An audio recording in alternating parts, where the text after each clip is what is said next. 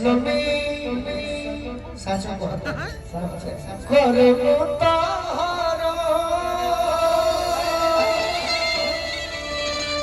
लागे खानदानी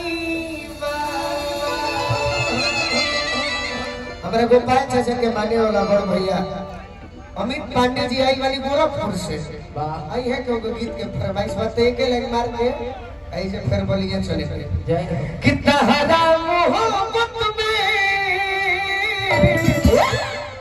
कि जिंदगी खराब हो गई हराम मोहब्बत में जिंदगी खराब हो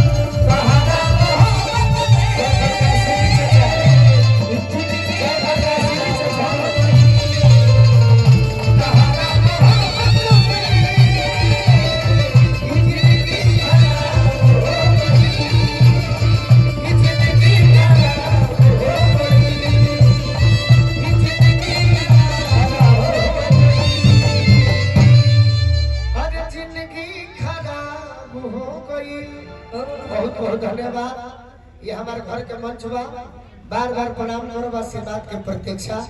गोपाल चाचा के पूरे परिवार के आशीर्वाद हमारा ऊपर बना रहो। जी दी हम कहिए धन्यवाद।